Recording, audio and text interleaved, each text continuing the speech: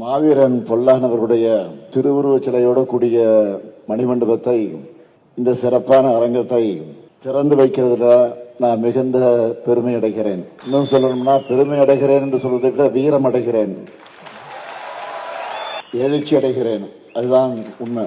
பூழித்தேவன், வீரபாண்டிய கட்டபொம்மன், தீரன் சின்னமலை, மருதிருவர், வீரமங்கை வேலுநாச்சியார், மாவீரன் பொல்லான் என்று நம்ம தமிழ் மண் ஈண்டெடுத்திருக்கக்கூடிய மாவீரர்கள் அத்தனை பேரும் நம்முடைய மண்ணை, மொழியை, மானத்தை காத்திருக்கக்கூடியவர்கள். இடவிடாம அதற்காக போராடி கொண்டிருக்க வேண்டும் என்று இன்றைக்கும் நமக்கெல்லாம் நினைவுபடுத்திக் கொண்டிருக்கக்கூடியவர்கள். கம்பீரமாக இருக்கக்கூடிய இந்த மாவீரன் பொல்லானுடைய சிலையும், சிறப்பாக கட்டப்பட்டிருக்கக்கூடிய அரங்கத்தையும் தனி கவனம் எடுத்து எல்லோரும் பாராட்டக்கூடிய வகையில இதை கட்டியிருக்கக்கூடிய மாண்புமிகு பொதுப்பணித்துறை அமைச்சர் ஏவா வேலு அவர்களுக்கு என்னுடைய சார்பில் மட்டுமல்ல, உங்கள் அனைவரின் சார்பில் என்னுடைய பாராட்டுகளையும் வாழ்த்துக்கள் தெரிவித்துக் கொள்கிறேன். சொன்னதை செய்கிறவன் தான் இந்த முத்துவேல் கருணாநிதி ஸ்டாலின். அதற்கு சாட்சியாக சொல்ல வேண்டும் என்று சொன்னால் இந்த மாவீரன் பொல்லான் சிலைதான் அதற்கு சாட்சி. 2019 நான் எதிர்கட்சி தலைவராக இருந்த நேரத்தில் மகுடஞ்சாவடியில் நடைபெற்ற ஆதி தமிழர் பேரவையுடைய வெள்ளி விழா, அதை முன்னின்று நடத்தியவர் நம்முடைய அதிகமானவர்கள். அதில் பங்கேற்று சிறப்பித்து பெருமை சேர்த்தவர் நம்முடைய சட்டமன்ற உறுப்பினராக இருக்கக்கூடிய ஈஸ்வரன் அவர்கள். மாவீரன் பொல்லானுக்கு சிலையும் மணிமண்டபமும் அமைப்போன்னு அந்த நிகழ்ச்சியில நான் உறுதி அளித்தேன். இன்றைக்கு அதை உங்கள் முன்னால் திறந்து வைத்திருக்கிறேன். இந்த திரையில பொல்லானுடைய வாழ்க்கை வரலாற்றை சிறு குறிப்பாக எடுத்து வெளியிட்ட நேரத்தில் அதை சுட்டிக்காட்டினார்கள். பவானி போர், ஓடாநிலை போர், அரசால போர்னு அந்நியரான ஆங்கிலேயரை எதிர்த்து போரிட்டு தீரன் சின்னமலையுடைய நம்பிக்கைக்குரிய தளபதியாக இருந்தவர் தான் மாவீரன் பொல்லான் அவர்கள். பொல்லானுடைய வீரத்தை கண்டு சினம் கொண்ட ஆங்கிலேய பட தளபதி கர்னல் ஆரிஸ் தலைமையிலான படையால் அவர் சுட்டுக் கொல்லப்பட்டார். அவருடைய தியாகத்தை போற்ற, அவருடைய வீரத்தை காலத்துக்கும் எடுத்துச் சொல்ல இப்படி ஒரு நினைவு சின்னம் வேண்டும் என்று பல ஆண்டு காலமாக இருந்து வந்த கோரிக்கை இப்போ நம்முடைய திராவிட மாடல் அரசின் மூலமாக அது நிறைவேற்றப்பட்டிருக்கு. இந்த பெருமையான தருணத்தில் ஒரு முக்கியமான செய்தியை உங்க கூட பகிர்ந்துக்கிறது பொருத்தமாக இருக்கும் என்று நான் கருதுகிறேன். ஏன் உங்களில் பலருக்கு கூட அது நினைவில் இருக்கும் என்று நான் கருதுகிறேன். கடந்த ஜூன் மாதம் இந்து ஆங்கில நாளேட்டில ஒரு செய்தி வந்துச்சு. அதை படிச்சதுமே எனக்கு மிகுந்த மகிழ்ச்சி ஏற்பட்டுச்சு.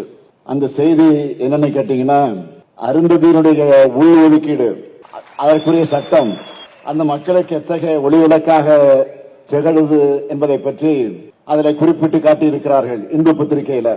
அதாவது தகவல் அறியக்கூடிய உரிமை சட்டத்தில் தகவலை பெற்று ஆதாரத்தோடு இந்த செய்தியை வெளியிட்டிருக்கிறாங்க. அந்த செய்தியில சொல்றாங்க, 2009 193 அருந்ததியினர் மாணவர்கள் பொறியியல் படிச்சிருந்த நிலை மாறி இந்த ஆண்டு 3944 மாணவர்கள் இன்ஜினியரிங் படிக்கிறாங்க என்றும், 2023-24 ஆண்டுல 193 மாணவர்கள் எம்பிபிஎஸ் படிக்கிறாங்கன்னு அந்த செய்தியில குறிப்பிட்டிருந்தாங்க.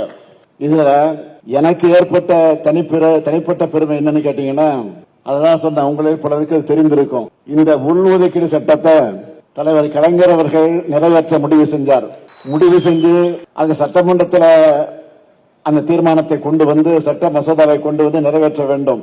ஆனால் திடீரென்று அவருக்கு உடல்நலிவு ஏற்பட்டு ராமச்சந்திரா மருத்துவமனையில் அனுமதிக்கப்பட்டிருந்தார்.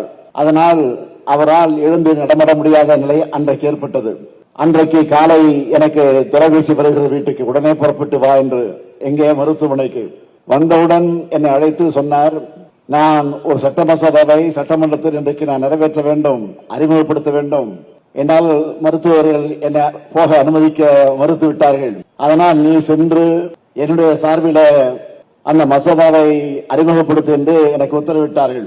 சட்டமன்றத்தில் தாக்கல் செய்யக்கூடிய வாய்ப்பு இந்த அடியன் ஸ்டாலினுக்கு கிடைத்தது என்னை இன்றைக்கு நான் பெருமைப்படுகிறேன்.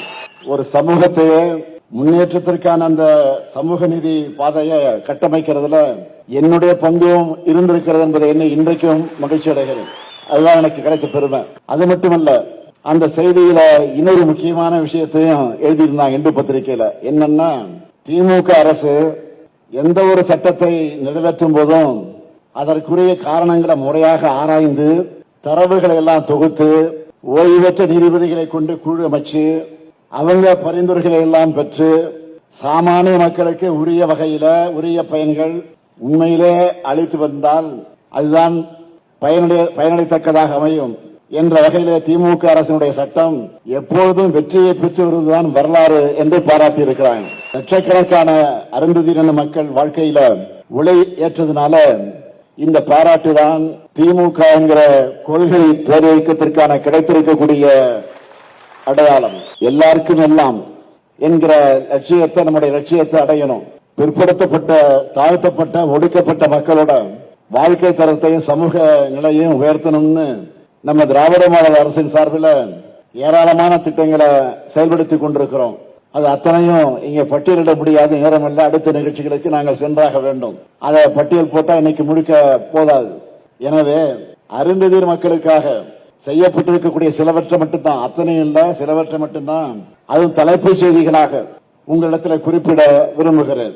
கோவை, திருப்பூர், ஈரோடு, சேலம், நாமக்கல், தருமபுரி, தேனி மற்றும் கரூர் இந்த மாவட்டங்கள்ல பள்ளி மற்றும் கல்லூரி மாணவர்களுக்காக 182 கோடி ரூபாயில 26 விடுதிகள், 74 கோடி ரூபாயில 107 பள்ளி கட்டடங்கள், 20 கோடி ரூபாயில 26 சமுதாய கூடங்கள், 134 கோடி ரூபாயில 131 கிராம அறிவுசார் மையங்களை உருவாக்கி கொண்டிருக்கிறோம். அண்ணல் அம்பேத்கர் அயலக உயர்கல்வி திட்டத்தில் 29 மாணவர்களுக்கு 10 கோடியே 30 லட்சம் ரூபாய் உதவித்தொகையாக வழங்கியிருக்கிறோம். முழு நேர முனைவர் ஆராய்ச்சி படிப்புக்காக 329 மாணவர்களுக்கு 3 கோடி 29 லட்சம் ரூபாய் ஊக்கத்தொகையாக வழங்கியிருக்கிறோம். போஸ்ட் மெட்ரிக் கல்வி உதவி தொகையை 3,69,550 பேருக்கும், ப்ரீ மெட்ரிக் கல்வி உதவி தொகையை 5,42,396 மாணவர்களுக்கும் வழங்கியிருக்கிறோம். தூய்மை பணியாளர்களுக்கான நல வாரியத்தை திருத்தி அமைச்சிருக்கிறோம். 2021 18,225 பேர் மட்டுமே இருந்த இந்த வாரியத்தில் நம்ம அரசு சிறப்பா செயல்பட்ட காரணத்தால கடந்த 3 ஆண்டுகள் மட்டும் 3 லட்சம் பேர் உறுப்பினராக வாரியத்தில் சேர்ந்திருக்கிறார்கள். இவங்களுக்கெல்லாம் 11 கோடி 74 லட்சம் ரூபாய் மதிப்பிலான நலத்திட்ட உதவிகள் வழங்கப்பட்டிருக்கு. அது மட்டுமல்ல, அவங்களுக்கு மருத்துவ காப்பீடு வழங்கியிருக்கிறோம். சுகாதார அங்காடிகள் அமைச்சிருக்கிறோம். இந்த வாரியத்துக்கு ஆண்டுதோறும் 20 கோடி ரூபாய் நிதி ஒதுக்கீடு செய்கிறோம். கடந்த ஆகஸ்ட் 14ஆம் நாள் 6 முக்கிய சிறப்பு திட்டங்களை அறிவிச்சிருக்கிறோம். இப்படி என்னால தொடர்ந்து பட்டியலிட்டுக் கொண்டிருக்க முடியும். இதுதான் செய்கிறது. எல்லாருக்கும் எல்லாம் கிடைக்கணும், எல்லாரும் சமமா வாழ சமூகம் உருவாகணும், அனைவரையும் உள்ளடக்கிய வளர்ச்சி தான் உண்மையான வளர்ச்சி என்பதற்காகத்தான் இந்த லட்சியத்தோடு நடைபெறக்கூடிய நம்முடைய திராவிட மாடல் அரசுக்கு அடுத்து அமையவிருக்கக்கூடிய திராவிட மாடல் 2.0 அரசுக்கும் நீங்க எல்லாரும் ஆதரவா இருக்க வேண்டும் என்று நான் கேட்டுக்கொள்கிறேன். இருப்பீங்க என்ற நம்பிக்கை எனக்கு நிரம்ப இருக்கிறது. காரணம், உங்கள் எழுச்சியை, உணர்ச்சியை, ஆர்வத்தை, ஆரவாரத்தை காணுகிற போது அதை நான் உணர்கிறேன். எனவே அந்த உணர்வோடு இந்த மணிமண்டபத்தை, இந்த அரங்கத்தை, இந்த மாவீரனுடைய சிலையை உங்கள் அன்போடு, உங்களுடைய மகிழ்ச்சியோடு இதை நான் திறந்து வைத்திருக்கேன் என்பதை மாத்திரம் எடுத்துச் சொல்லி, வாழ்க மாவீரன் பொல்லான், வாழ்க அவர்கள் புகழ்.